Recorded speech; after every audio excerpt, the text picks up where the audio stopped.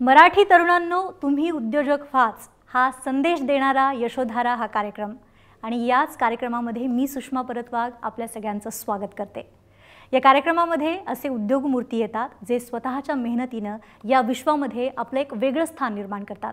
आजचे उद्योगमूर्ती आहेत नागेश वंजारे, जे अनंत केटर्सचे सर्वेसर्वा आहेत, मालक आहेत। नागेशजी, स्वागत आहे आपल्या या कार्यक्रमामध्ये। नमस्कार। नागेशजी, कणकवलीमधलं एक छोटंसं गाव, तिथे तुमचा जन्म झाला आणि मुंबईमध्ये एका गिरणी कामगाराचा मुलगा। खरं तर गिरणी बंद झाल्यानंतर अख्खं कुटुंब कसं देशोधडीला लागतं हे सगळ्यांनी पाहिलेलं आहे, त्याच्या कथा ऐकलेल्या आहेत। पण अशा कुटुंबामधून तुम्ही बाहेर पडता आणि त्यानंतर स्वतःचं असं एक विश्व निर्माण करता आणि तेही उद्योग क्षेत्रामध्ये जाता। का वाटलं आपल्याला उद्योग क्षेत्रामध्ये यावं? ॲक्च्युली 1982 साली मुंबईत बऱ्याच गिरणींचा संप झाला।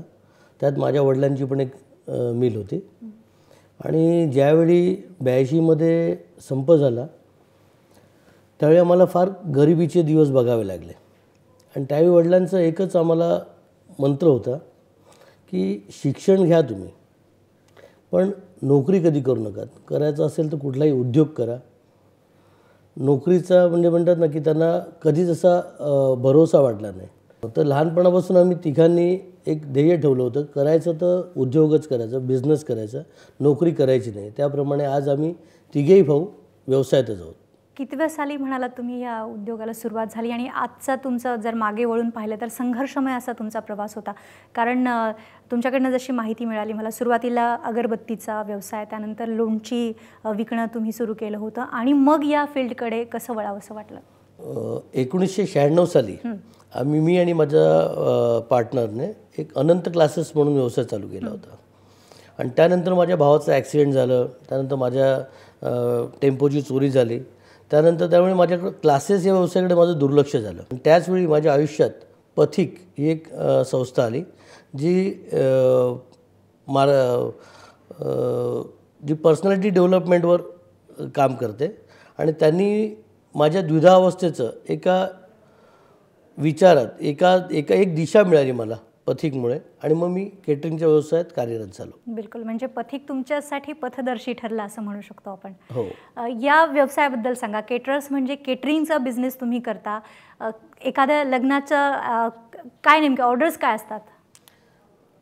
एखाद्या लग्नाची संपूर्ण व्यवस्था म्हणजे आमच्याकडे जेव्हा एखादा ग्राहक येतो की बाबा आमच्या घरात एखादं लग्न ठरलेलं आहे तर आम्ही त्यांच्याशी आम्ही जसं की आमच्या घरातच एखादं लग्न आहे अशी त्यांना वागणूक देतो आणि त्यांना एक विश्वास देतो की ही संपूर्ण लग्नाची जबाबदारी आहे ती आमच्यावर आहे।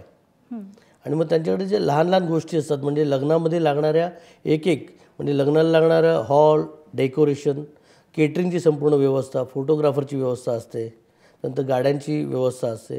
ते एक लहान लहान सर्व गोष्टींची आम्ही त्यांना माहिती देतो आणि त्यांना आवश्यकता असेल त्या सर्व्हिसेस आम्ही त्यांना पुरवतो आणि त्यांच्या मनात एक विश्वास निर्माण करतो आणि त्याप्रमाणे आम्ही त्यांना सर्व्हिसेस पुरवतो। बरं, तुम्ही मराठी उद्योजक आहात, पण आम्ही ऐकले की तुम्ही इतर जे भाषिक आहेत तिकडे सुद्धा तुमचा बिझनेस चालतो, म्हणजे गुजराती क्लायंटसुद्धा तुमच्याकडे येतात।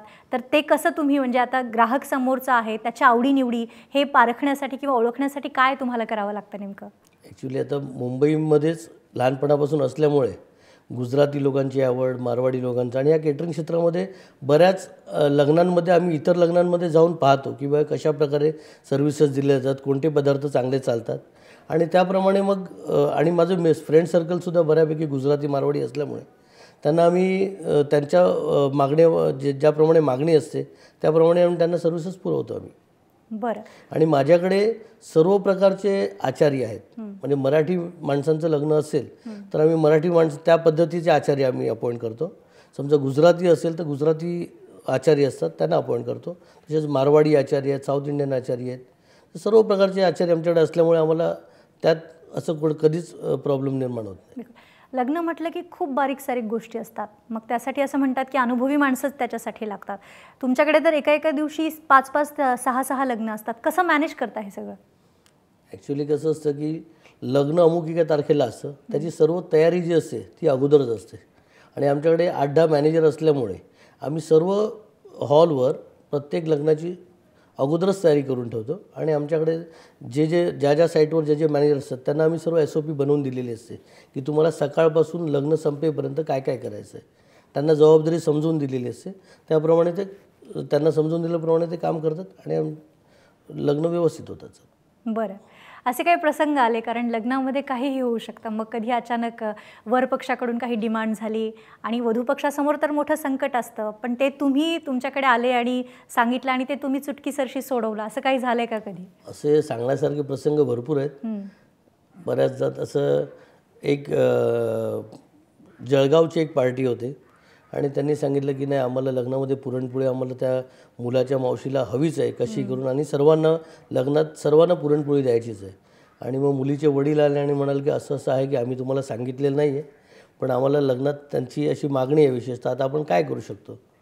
तर आम्ही जवळजवळ 1-2 तासांमध्ये जवळजवळ 600 लोकांची पुरणपोळीची अरेंजमेंट करून त्यांना दिली. फार खुश झाले, ते अजूनही आठवण काढतात त्याची.